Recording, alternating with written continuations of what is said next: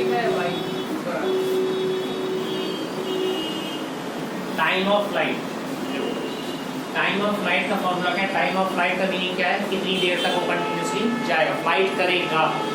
तो फॉर्मूला क्या है? Total time of flight equal to T equal to 2 u, u यहाँ से समझ रहे हो, initial velocity sine theta upon g. Formula run कर लोगे टोटल टाइम ऑफ फ्लाइट आ जाएगा, मतलब कितनी देर तक वो उड़ता रहेगा। बात समझ रहे हो, मतलब एयर पर रहेगा।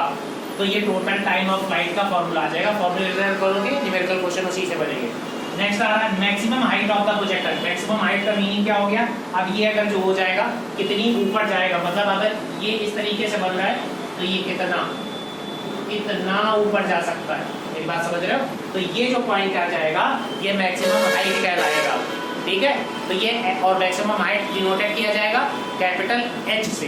ठीक है, मैक्सिमम हाइट। अब इससे ऊपर नहीं जा सकता। बात समझ रहे हैं? इसको क्या है? It is defined as the maximum vertical height. ये क्या है? वर्टिकल मतलब ऊर्ध्वाधर वाले में कर रहे हैं, क्षैतिज वाले पे नहीं कर रहे। क्षैतिज वाले को मैक्सिमम हाइट नहीं बोलते हैं। So attained by an object above the point of the projection during its flight, that is denoted by H। मतलब जब हम उसको प्रोजेक्शन कर देंगे, मतलब प्रक्षेप कर देंगे, जब उसको फेंक देंगे, फेंकने के बाद में projection the object point of, कहाँ से, अगर मान लो यही वाला हम फिगर ले लेते हैं तो कहाँ से प्रोजेक्शन हुआ है? पॉइंट O से। अब इस पॉइंट से फेंक दिया गया, फेंकने के बाद में वो कितना ऊपर जा सकता है। अब जब फेंका जाएगा तो कुछ उसकी वेलोसिटी दोगे ना, कुछ एंगल बनाओगे। ठीक, अब यहाँ से एंगल कितना बनेगा? थीटा। तो अब बोला गया कि कितनी ऊपर जाएगा, H उसका मैक्सिमम कितना हो सकता है। सो इस H को हम लोग मतलब मैक्सिमम हाइट को कैपिटल H से डिनोट किया जाता है। और फिगर देखो यहाँ पर इस तरीके का बनेगा, कोई इसका इशू नहीं है। ठीक, ये y हो गया, ये x हो गया, ये आपका पाथ हो गया पूरा। ठीक, ये जो हो गया इनिशियल वेलोसिटी हो गया, u से फेंका गया है।